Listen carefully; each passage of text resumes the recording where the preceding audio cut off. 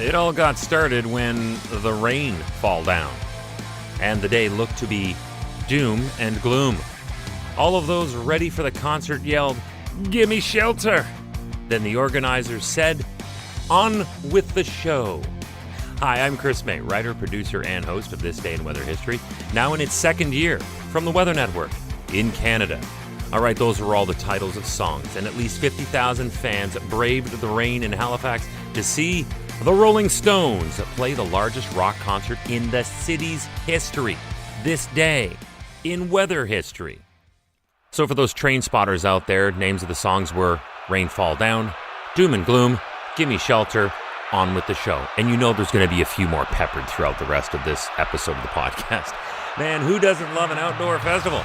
I've been to dozens in my time, and I will admit that they can get downright messy and annoying when you're in a driving rain.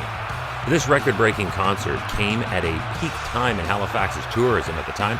There were already 4 massive cruise ships docked in their harbor on what they call their fall foliage voyages. Plus, there was an NHL preseason game being played in the city. Then you bring the Rolling Stones to town on top of all that. Where are all of these people going to go in between? Well, to start, bars were granted special accommodations to stay open until 4:30 in the morning. That's almost that's the sun's coming up at that time. That was to take care of the 50,000 concert revelers. But although the legendary Rolling Stones headlined the music festival held in Halifax Commons, this lineup also featured performances by hometown heroes Sloan, as well as the incomparable Alice Cooper and controversial Kanye West.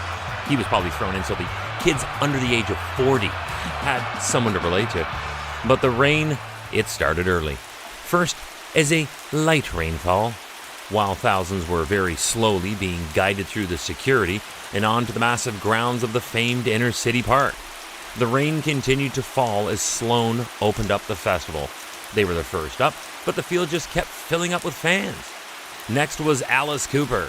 He was not as fortunate as the rest of the lineup. For his early evening performance, which is normally of the very theatrical type if you've ever seen him in concert, the skies opened wide, soaking the band and, hey look, before I say it, I said he was theatrical. Soaking the band and a live python that joined Cooper on stage for one of his songs. Yikes! By the time Kanye took his turn on stage, the rain was starting to ease, and then it was lighter again, just as Mick Jagger and the band took their turn on stage. Welcome to year 2 of this podcast. Right now, you're listening to the full version of today's story on your favorite podcast provider. But there's also the daily podcast video short. They're shot right here in my podcast recording studio, so you get that perspective. But oftentimes, they will include visuals from that day's event, from when it happened, in weather history. So after listening to the full story, go check out the podcast video short on television or online anytime at theweathernetwork.com/weather history. The problem with rain and miles and miles and miles and miles of cable and technology is that they don't mix well. As for the Stones, there were many technical problems early on in their show, no doubt caused by the wet weather. It seemed to get the better of Keith Richards, again, as he does have, let's be honest, the heaviest lifting musically. And at one point he was shaking his fist in anger, and it was unclear, however, as to whether it was directed at the stage tech or the gods of rain. Ronnie Wood looked to have a fabulous time with it all, and the recently late Charlie Watts on drums was as solid as ever. As for their knighted frontman, Sir Mick was at his amazing best as always in spite of the severe weather. He braved it like it was nothing. They played a full 27-song set, a literal sonic attack for all the fans who braved the elements for their rock and roll heroes. Then they came back for a 1-song encore, and they only needed 1 song.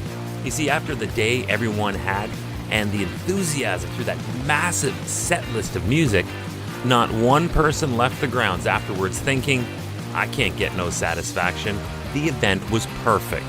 See, I told you I'd get at least one more song reference in there. Oh, back to Canada's rock band Sloan, who are, in fact, originally from Halifax. You hear those stories of bands who, years after they've retired, they can sit back and say, remember when we opened up for... Well, to say that you opened up for the Rolling Stones is right at the top of any rock band's list. But Sloan, on this day, that was their third time opening for the band, who back in the 60s was the only band to directly compete with the Beatles for fans. That is some amazing feat. In the rain, in Halifax, and it was on this day in weather history. Tomorrow is September 24th, and for this one, we not only go back to the 19th century, but we're also going out to the furthest reaches of our solar system. It was here when German astronomer Johann Gottfried discovered the planet Neptune while at the Berlin Observatory. It's on this day in weather history with me, your host, Chris May.